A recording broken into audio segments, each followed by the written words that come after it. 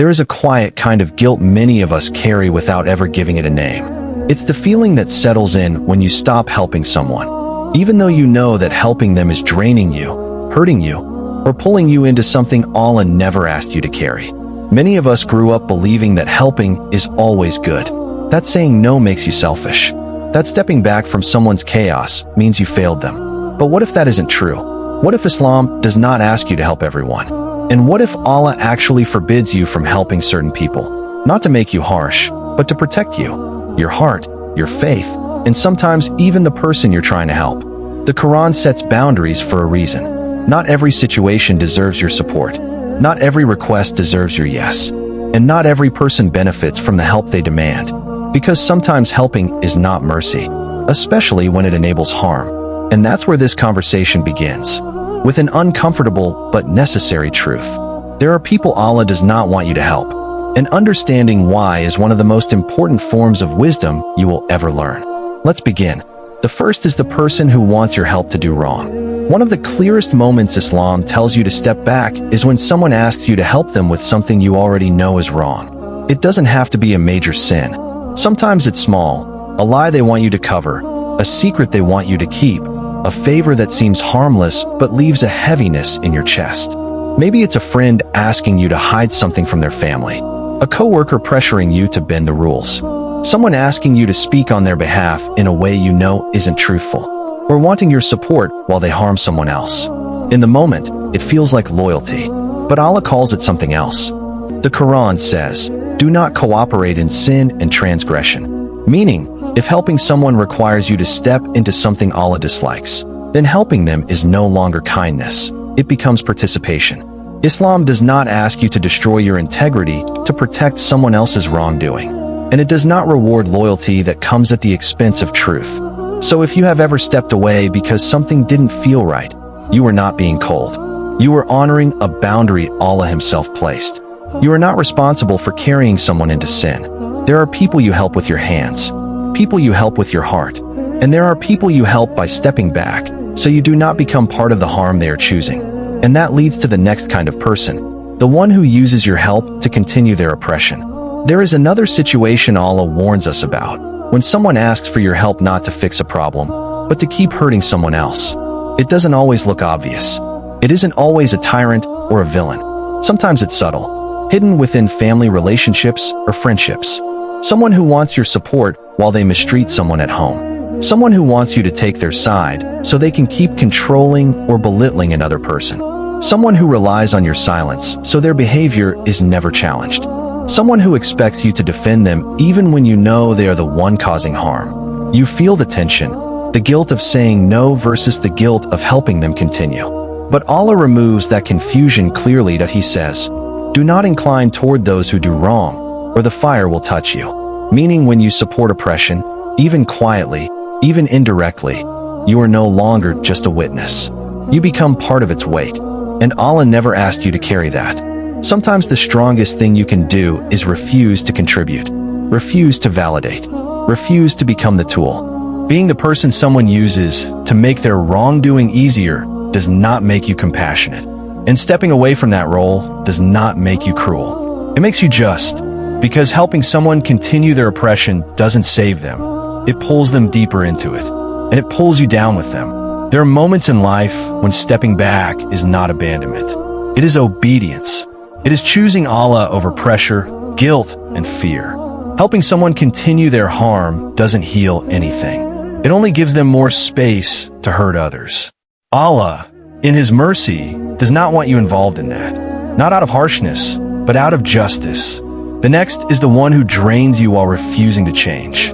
There's a kind of help that looks noble on the surface, but slowly destroys you from the inside.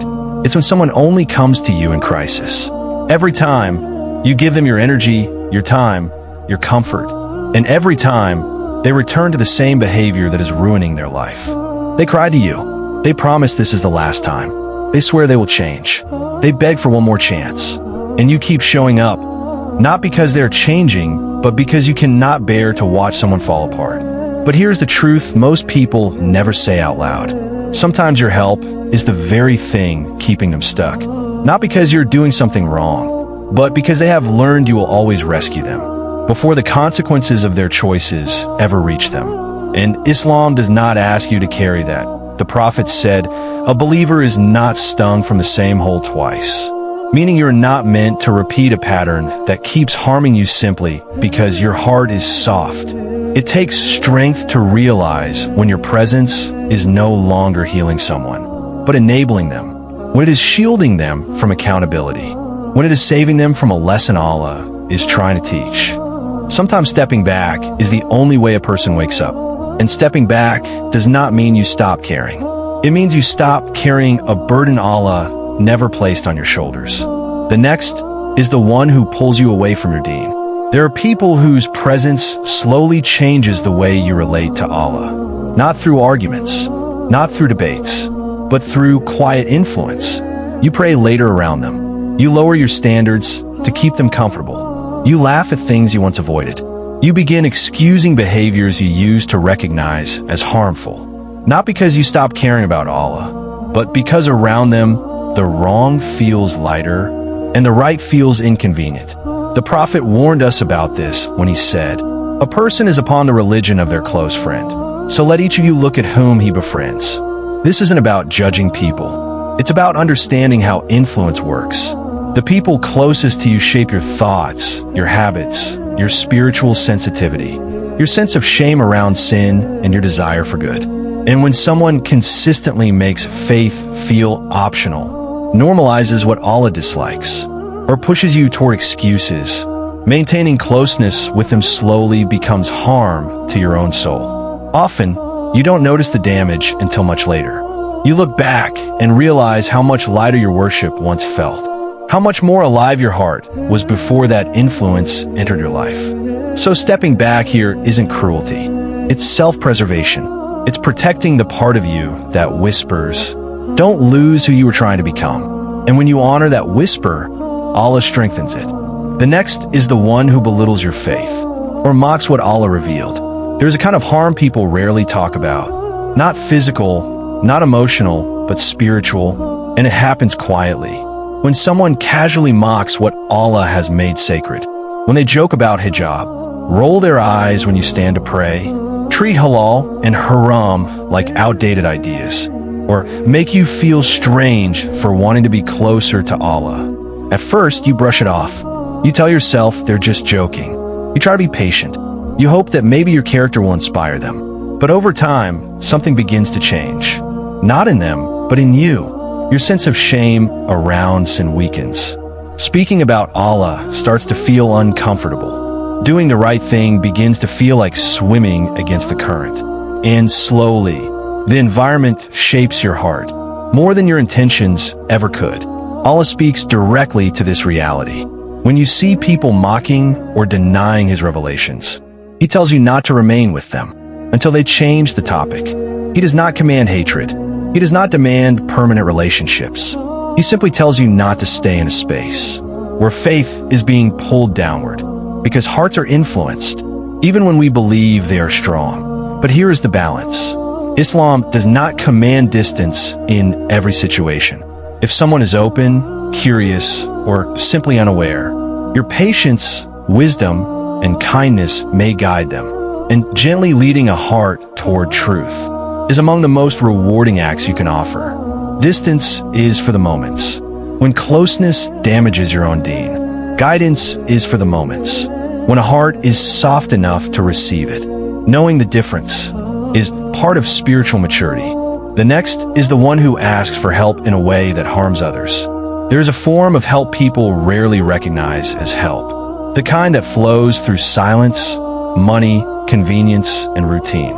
Sometimes you're not handing someone a weapon. Stopping harm works the same way. Your decision alone may not stop a bomb, but it is part of a much larger pattern. And when enough people make the same choice, money shifts, pressure builds, and systems feel the weight. More importantly, Allah sees your intention. He sees that you refuse to let your money, your habits, or your choices strengthen the hands of those who oppress innocent people. The Quran states clearly, "Do not cooperate in sin and transgression." That command applies, whether the harm is happening in your living room or thousands of miles away. Yes, it feels small. It feels insignificant. It feels like nothing is changing. But every movement that shifted history began with individual hearts deciding, I will not be part of this. Your refusal is not about visibility, not about control, not about outcomes you can measure. It is about conscience, about choosing not to support harm, even in the smallest ways. And that refusal itself is a form of worship, because sometimes helping means giving, and sometimes helping the world means withholding your money, your support, your silence, your participation, and no act of integrity is ever wasted with Allah. The next is the one who refuses change and spreads harm because of it. There is a difference between someone who struggles with sin and someone who protects it. The first deserves compassion, patience, and gentle reminders. The second becomes someone you are not meant to support because their refusal to change does not remain contained. It begins to affect everyone around them. You have met this person before. Someone who knows a habit is destructive, but becomes defensive when reminded. Someone who mocks advice that threatens their comfort. Someone who turns sin into an identity, not a weakness. And because they do not want to face themselves, they create noise, drama, and conflict to avoid the truth. Before long, their choices begin pulling others down with them. A friend group shifts. A family atmosphere becomes unstable. Rumors begin to spread. Boundaries blur.